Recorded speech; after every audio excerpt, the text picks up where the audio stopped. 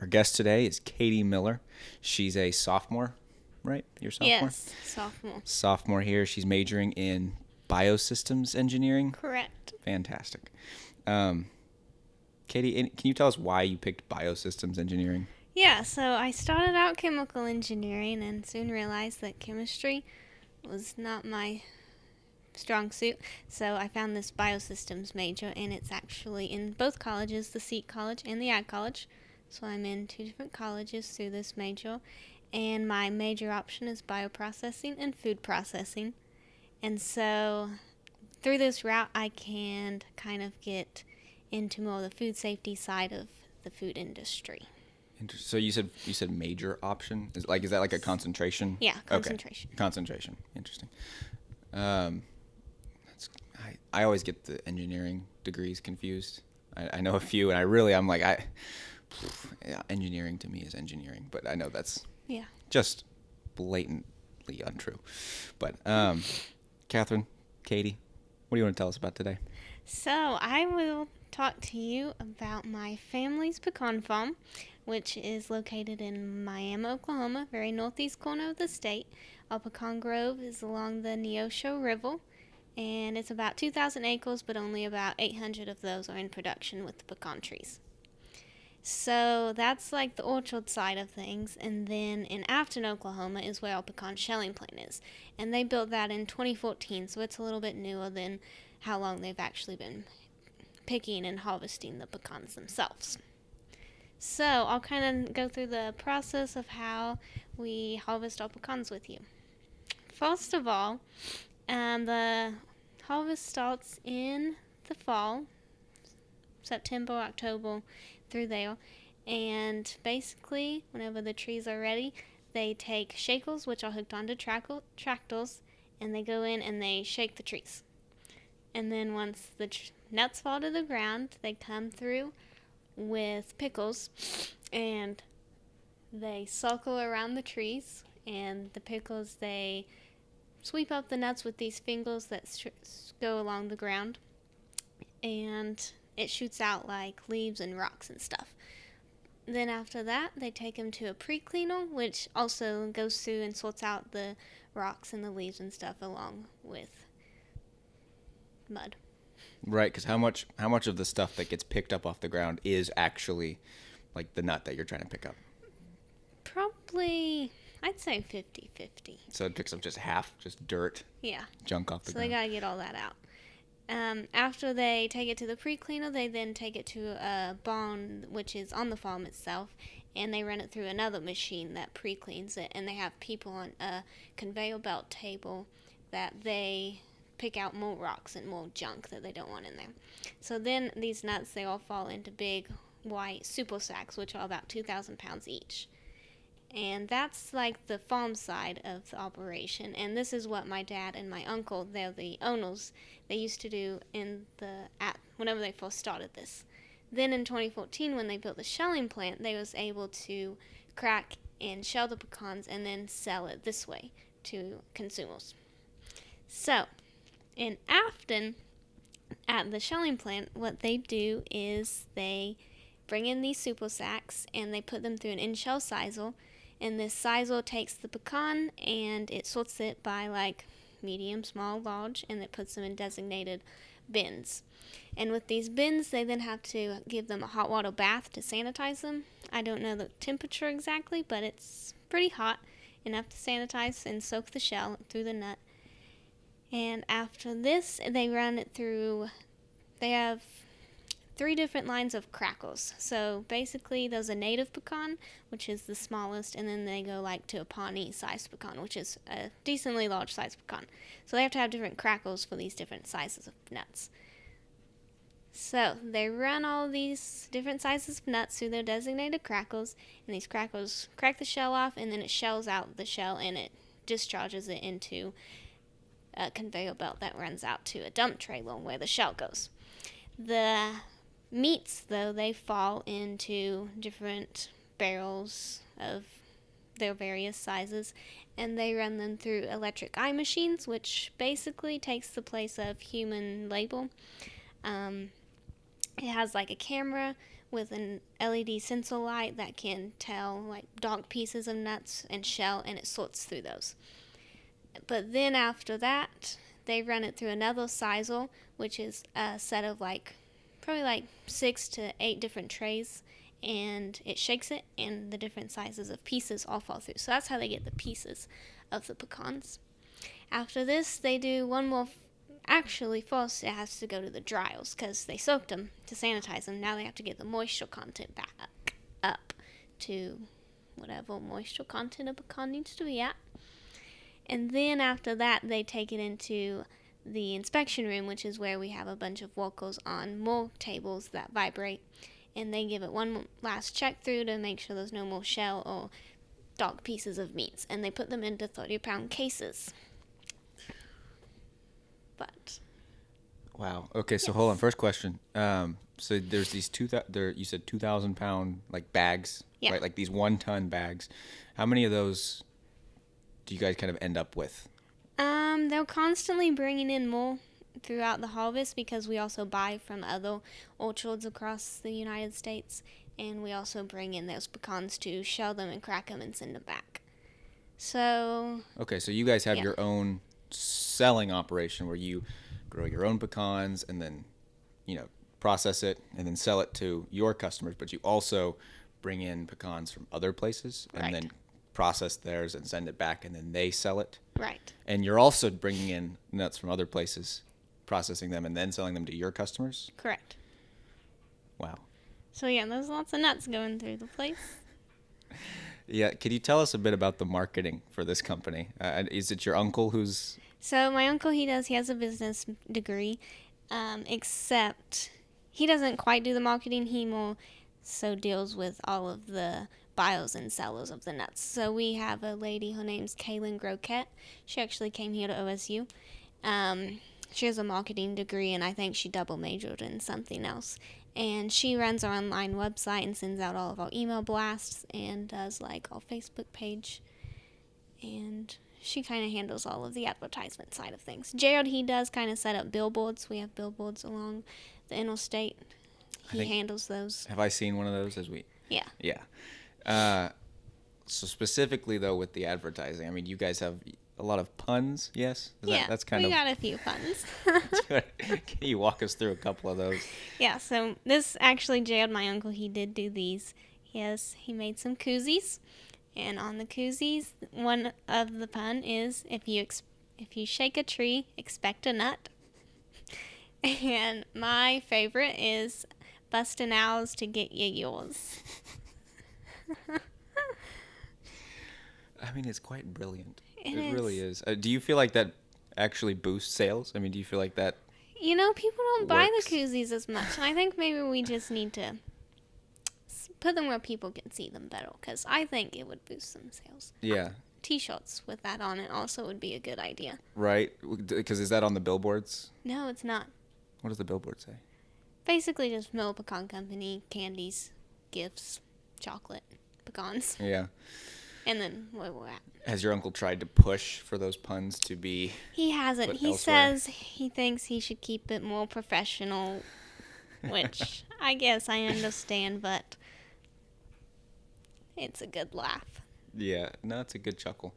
So your parents own Miller Pecan Company. Was this a multi-generational operation? So my dad and uncle, they bought the pecan orchard with their dad. His name was Lenny Miller. Back probably somewhere in the 90s. I'm not exactly sure. So not really a generational thing. It started, I guess, with their dad and then them. And so now one day, potentially me, my brother, and my cousins might end up with it. Yeah. Has that been outlined for you guys, or did they just kind of cross that bridge when you get there? Yeah, cross it when we get there. That makes sense. Do you know how much revenue, your Miller Pecan Company does in a given year? I do not know the numbers. I know that in the past 2 years, we've really grown a bunch. Our internet sales have gone up, and that partly could be because of COVID. Not as many people out shopping, so they do online. Also, like our wholesale customers, they're buying a whole lot more pallets. We also a pallet, I believe, has 42 cases, and they're all 30 pounds. Just a generic number, like for native pecan halves, they're kind of the cheapest because they're smaller. They, for wholesale, they could cost anywhere from like $6 a pound to like $7 a pound, so times 30 times 42 cases. So a whole pallet, and sending out multiple pallets each day, it would add up. Right. Gosh, I can't even do that math. But that seems a lot. That seems really high. Do you know then? Because you said that online sales have been better, probably because people haven't been coming to the store. But do you know if like store numbers have gone down also? Like, I'd say in 2020 was whenever COVID first started. They did go down, but recently they've been coming back up, and it's been just like normal. In fact, this last fall was like the busiest it's ever been. Ever. It was crazy. Yeah. wow. So then you guys have just grown. Your online sales have grown, but also your in-person sales. Yes. Now, Katie, how do you plan to tie in some of your engineering knowledge with when you take over this pecan business? Yes. So with my bioprocessing and food processing concentration, I'll be able to take a whole lot of classes related to the food safety side of things, which has to deal with OSHA and HACCP, which my mom, she was a nurse, and then my dad and uncle pulled her out of nursing to come kind of run the office for them. So she really doesn't know too much about food safety. So hopefully by getting this degree, I'll be able to apply my knowledge to run their food safety operation. Right now in school, I'm learning about basically physical attributes of all these different kinds of products and how important they are to the equipment that is used to manufacture and clean different kinds of produce. So this involves pecans. So maybe I could see myself looking into how to improve the plant, make it more efficient and stuff. Like how to optimize production. Sure. production. Now, when you say physical attributes, like what kind of physical attributes? So the sphericity of like a nut, or like an orange, for example. An orange would have a really high sphericity because it's round. And What so is sphericity? it's the how much an object is related to a circle, so how well it'll roll. And so with pecans, it's important because they need to, whenever they're in the shell, they need to roll into this crackle, which then grabs it and then shoves it up and cracks the shell. So the sphericity of the pecan is pretty high because it rolls very well. But like, say, a piece of broccoli, it would not have a very high sphericity. So that equipment would look totally different from a pecan. Right, because now if it doesn't roll as well, you have to then work harder to move it. You can't use gravity, Yeah. right? So that makes you have to have more machinery, I assume, to get it from one point to the other. Right. That makes sense. Now, how long does it take from the moment that a pecan is dropped from the tree, right, and then picked up? How long does that take to then get it to the store? And I assume that there's some time where it's like, okay, now you kind of do it in phases, but assuming it was a continuous process all the way through. During the fall, they was at the cleaning barn at the farm every single night. They'd have a shift running. So the pecans they picked that day could potentially be either cleaned that night or the next night. And then I'd say after they put them in those super sacks, they was also hauling back and forth these super sacks every day to Afton. So I'd say potentially within a week they could be in these 30-pound boxes already cleaned. And Wow. then that kind of ties into how long these pecans can be stored. So we have 3 freezers, and in the freezers they're full of pallets of 30-pound cases. A pecan in like the half can be stored for 2 whole years in the freezer and be kept good. Wow. 2 years that's ridiculous. Is that a really long shelf life? Yeah. Like, okay, do you know what other, is that kind of just how nuts are, or like, I don't know, like a peanut or an almond? Yeah, so we also, in our retail store, we sell peanuts and almonds, just like not as in any way as much as pecans. But we keep those in the freezer with the pecans until we bag them up. I'm not entirely sure their shelf life, but I'd say they're pretty high up there too. Close. How big are the freezers? Um, Because you said you had 3. yeah. I'm not good with dimensions, but I'd say probably 50 foot by maybe like 25 foot, 30 feet, somewhere in there. That's pretty sizable. How tall? How many shelves kind of? Shelves. They can stack, I think, 3 pallets high. Okay. So yeah, these are pretty big freezers. Yeah. How big is the actual processing plant? Yeah, so they've added on so many times. Whenever they first built it in 2014, it just entailed the retail store, the office space, and then one room with the inspection room. And then since then, they've added on, one, two, I think they're on their 4th edition right now. Okay. But I mean, square footage though, like, 'cause how much machinery is in this building? Because I've toured it, right? Yeah. And there's a lot of machinery. But how many individual machines are there? I would say we have, I think, about 8 electric eye machines. Those 3 crackle lines, and in those crackle lines, of course, those all of the cracking machines. I think those like 3 crackles in each line, so 3 times 3, 9 crackles maybe, and then the shelling, there's 1 shell on each line, and then there's all of the shaker trays. Those are 2 in-shell sizers, which those are at a different location. They're in the very back of the shelling plant. And then we have probably about 12 dryers and 1 hot water tank. Okay. But yeah. Wow. And so you guys just have the one processing plant, like, just plant? Yeah. Plant? Plant. One plant so far. And so you said you have 2,000 acres. Yes. 800 of which are occupied by the trees? Yeah.